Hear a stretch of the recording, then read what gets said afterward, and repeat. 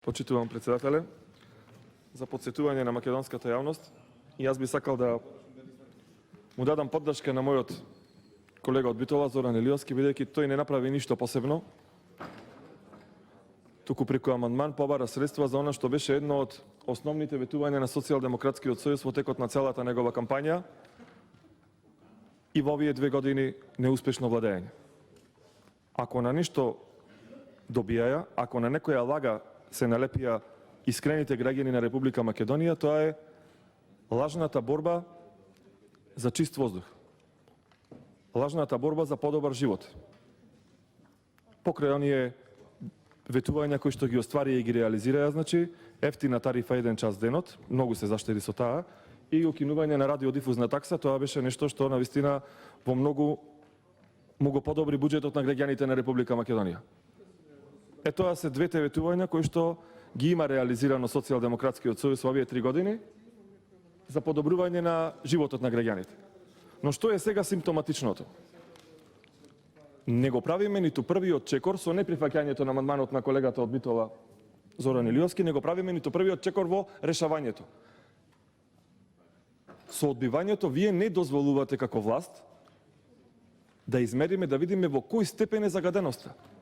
Зарем толку е страшно, фрапантно, катастрофално загадувањето во Битола, во Прилеп, во Кичево, во Тетово, во сите оние градови каде што ги лажевте граѓаните дека ќе го решите проблемот со загадувањето.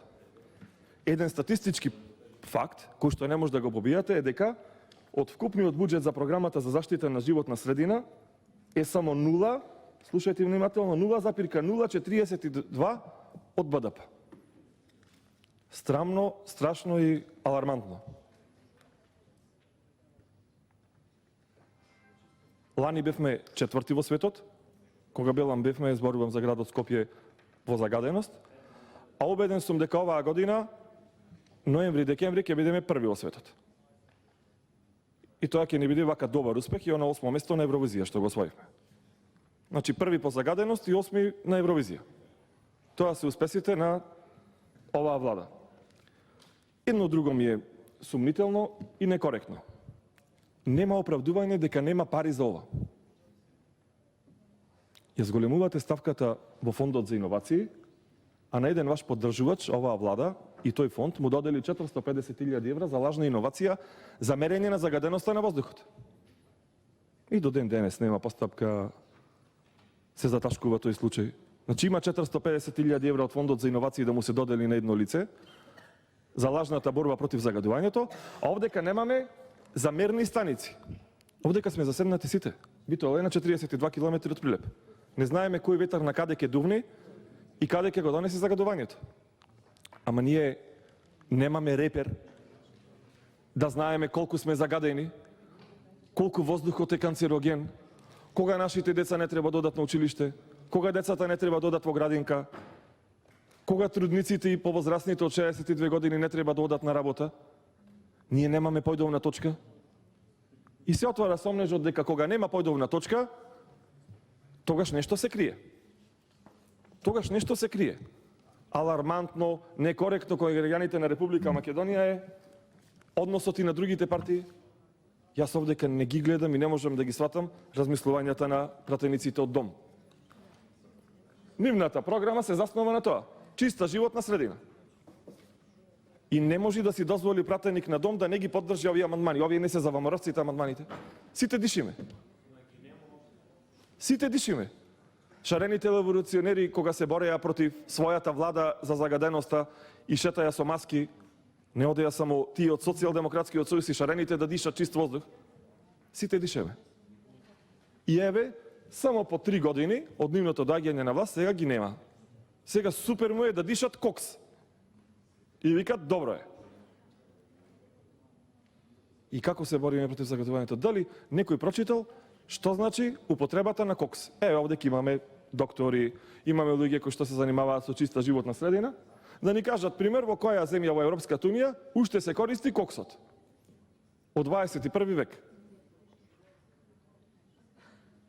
И да ни објаснат зошто така рафално ги одбиваат сите амандмани кои што се однесуваат на чистата животна средина. А од друга страна, лазно се прокламираме дека се бориме против загадениот воздух. Ке прашате како? Еве, например, Прилеп набави за 1.000.000 евра 4 автобуси на метан. И кога ние преку советнички прашања во Советот и овдека прашуваме, добро бе луѓе, 250.000 евра еден болид од Ферари. А вие купивте еден автобус за 250.000 евра. Зошто? И тие имаат само една теза за одбрана, а тоа е почист воздух. Сега 4 автобуси за 1.000.000 евра можат да се борат со не знам колку тони кокс. Сигурно тоа нема да биде така и сигурно не е можна таа споредба.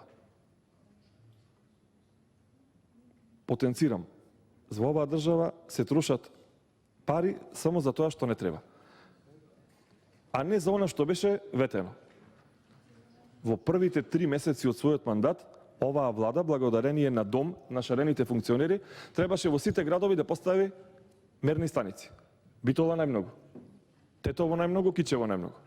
Потоа следуваат другите градови. До сега ние ќе имавме една амплитуда за текот и периодите на загаденоста.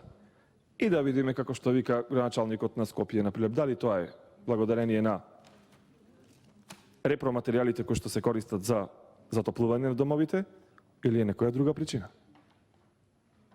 Ние денеска не знаеме каде сме, немаме компас.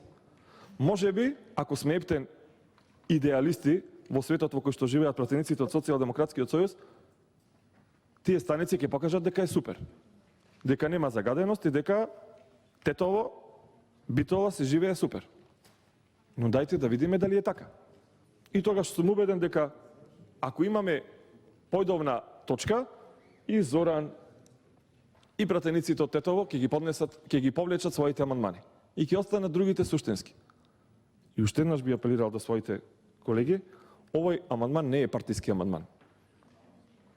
Овој амандман не ги представува интересите на една политичка партија. Овој е општенароден амандман за здравието на сите.